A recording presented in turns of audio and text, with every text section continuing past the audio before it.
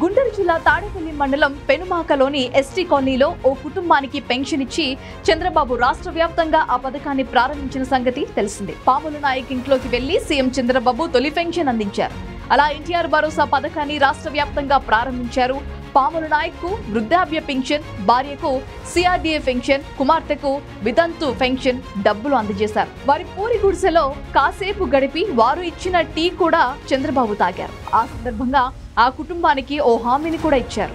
వారి పేదరిక నిర్మూలనకు కృషి చేస్తానని చంద్రబాబు హామీ ఇచ్చారు. అన్నట్లుగానే తన చిత్తశుద్ధిని చంద్రబాబు మరోసారి చాటుకున్నారు. ఇల్లు కావాలని ఆ నిరుపేద కుటుంబం కోరటంతో దానిపై అప్పటికప్పుడే మాట ఇచ్చిన చంద్రబాబు దాన్ని 12 రోజుల్లోనే ఓ కొలికి తెచ్చారు.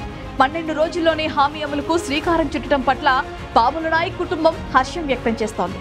రానున్న రోజుల్లో వీరి తరహాలోనే పేదల మౌలిక వసతుల కల్పనకు కూడా తమ ప్రభుత్వం పెద్దపీట వేస్తుందని చంద్రబాబు ఈ పనిలో నిరూపించారు. తమకు ఇల్లు కట్టుకునే స్తోమత లేదని మీరే సాయం చేయాలని జూలై 1న పాముల నాయక్ కుటుంబం చంద్రబాబును కోరగా 12వ తేదీ కల్లా డబ్బులు కూడా మంజూరు చేశారు. పాముల నాయక్ కుటుంబానికి ఇల్లు మంజూరు చేయాలని అధికారులను ఆదేశించడం, వారు అందుకు సంబంధించిన పత్రాలు కూడా అందజేశారు. ఇంటి నిర్మాణం కోసం ప్రభుత్వం 1.80 లక్షలు మంజూరు చేసింది. దీంతో ఇంటి నిర్మాణం కోసం పాముల నాయక్ దంపతులు భూమి పూజ కూడా చేసేశారు. మంత్రి నారా లోకేష్ చొరవతో టీడీపీ నాయకులు ఇంటి నిర్మాణ పనులు ప్రారంభించారు. ఈ సందర్భంగా తమ కల సాకారం అవుతుందని చంద్రబాబు, లోకేష్ కు పాముల నాయక్ దంపతులు కృతజ్ఞతలు తెలిపారు.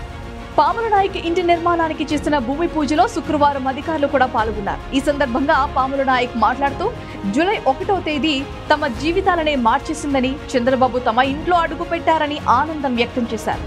వ్యవసాయంలో నష్టం వచ్చి సర్వం కోల్పోయిన తమకు చంద్రబాబు ఇల్లు మంజూరు చేసినందుకు ఆయన ఆనందానికి అవధులు లేవు. సీఎం మాట ఇస్తే నెరవేరుస్తారని పాముల నాయక్ అన్నారు.